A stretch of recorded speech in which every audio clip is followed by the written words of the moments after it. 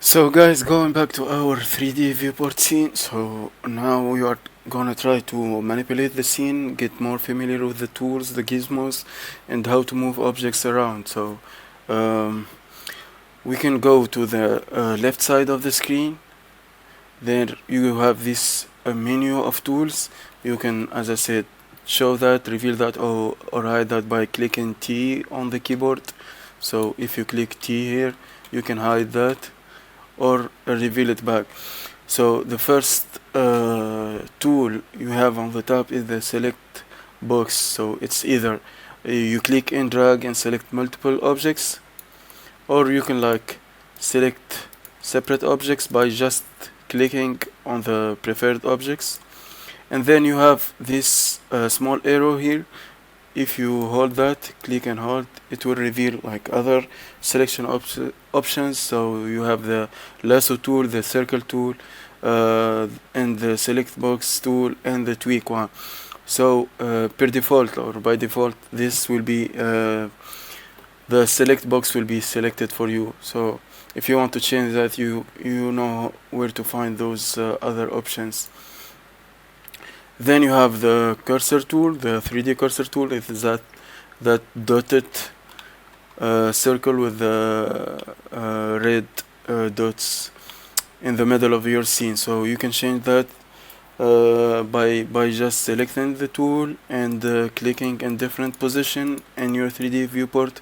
Also, you can use the shortcut which is like shift and right click on your mouse. That will help you like reposition your 3D cursor. And also you can use the pie menu by clicking the shortcut shift and S on your keyboard, and that will open like more options related to your 3D cursor. The 3D cursor will be very helpful to realign objects in your 3D viewport by snapping those to the position of the 3D cursor. Also, you can add objects at specific places by placing the 3D cursor in whatever place you want to new objects to be added within the scene. So if I say I'm gonna want to add a new sphere, let's say here, and go to the add menu, you can place this sphere exactly at the position of the 3D cursor. And also, if I want to change this or snap it to another position, I can shift and right click in any other position. I can then like click shift plus S to open the pie menu, and I can like select this options like selection to cursor, which means like the highlighted objects or the selected objects will be moved to the 3D cursor. So you can try to play with those options and try to get yourself familiar with that pie menu. It will be very helpful later when creating like more complicated scenes. Then we have those three options or three gizmos. These are basically the ones that you need to manipulate your objects within the 3D space. So the first one is the move tool. This give you like 3 axes, and it's relative to the axis of the viewport itself. You can change the position of those axes from this menu at the top here, as I told you already. This has different manipulations options or types of your gizmos based on their relationship to the object or the word. So you can experiment with those also if you want to.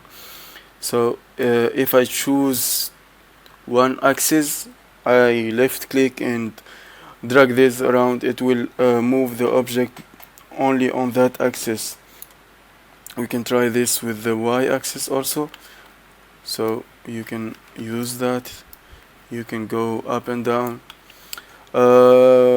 Also, if you want to move your camera around, you can middle click So middle click like the wheel on your mouse, and drag this around, so that will help you like rotate your camera or your viewport camera around. You can also shift and click your middle mouse button, and that will help you also pan the view, like move the view from side to side, up and down. And also if you roll your middle mouse wheel, it will help you zoom in and out on objects, so you can pan and zoom in. This also can be visible here on the side, so here if you left click or on any of these three options, it will help you move in and out. So this zoom in, so you left click and drag. And for panning also, you can left click and pan around. So if you drag this around, you will pan. Also you can change to the view of the camera by clicking this button, or clicking 0 or on your numpad on the keyboard. You can also toggle between perspective view and orthographic view by clicking this button here. So this will help you like change the perspective of the scene. So now moving on to the next gizmo here, which is the rotate gizmo. It's the same thing. There is three different axes, X, Y, and Z, and you can rotate on these.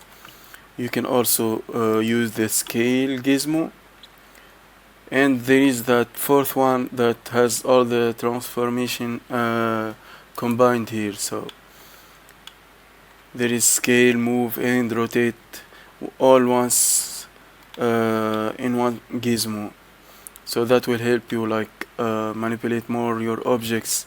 And also if you hover and hold your mouse over the any of these tools, it will give you like a brief description, the name of the tool, and also the shortcut if there is a shortcut. So for move tool, you can hit J on the keyboard for grab, and that will help you like move the object.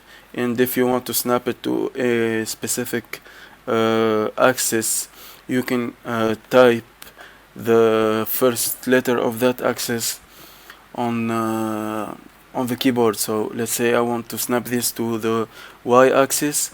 I will type Y and it will snap it. I will change to X by typing X, and Z also by typing X, by typing Z, sorry. This will work on any other like option, or if you want to rotate, you can also like see here is R on the keyboard. You can click R and rotate, click X, Y, and Z. And also the scale will be S on the keyboard, so S you can scale, and you can also snap this to a specific axis if you want to. Double tapping the same letter will take you to the local axis type. So if you want to move this on the local axis, you can type double Y or double X or double Z. Also you can also like exclude one axis. So if you want to move on two axes, you can exclude one of the three axes by typing after you hit G on the keyboard, you can hit shift and the axis that you want to exclude. So let's say I want to move this on the Z and Y, so I want to exclude the X, so I hit shift plus X, and that will let me move only on two axes. I can also hit shift and Y and shift and Z. That can also be applied on the rotate or scale. Other than that, there is this annotation option here. So the annotation tool will help you add some annotations and details over the screen. So you can rotate that with the viewport, so it's almost added as an object to the scene. You can add notes over objects. So I want to add an arrow here, I want to add some measurements, some details, so I can refer back to whenever I'm modifying objects within the scene. And I can either like hit Control Z to go back and remove this, or I can hold that arrow on the corner of the tool, and that will open other options. So I can then go to annotate areas, and I can erase specific areas of the annotation, and I can also reduce the size of this eraser brush. So let's get back. I can reduce the size by either like clicking and dragging or typing the number that I want, and then I can then specifically delete specific areas without touching the other one. So I can delete this if I want. I can add, as I said, other notation. I can add letters, numbers, whatever I want, and I can go back and delete those. So if I want to delete everything, I can enlarge the area or the size of the brush and delete this. Also, there is the measurement tool that will be very helpful to understand exact measurements of details that you have added to the object. I can measure like from this point to this point by just clicking and dragging. So I have already created other measurements.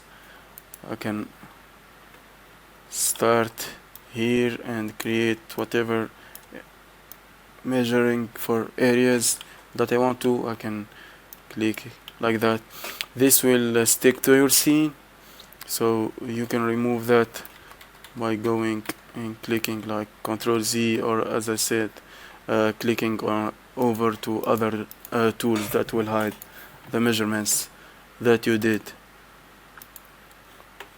Okay, also you can access those measurement details within the object menu, but we will see that later.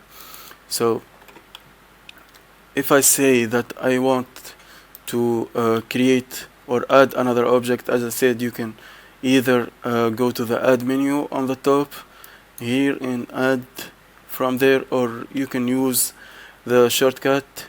If you hover there, it's Shift A. Shift A will open this menu.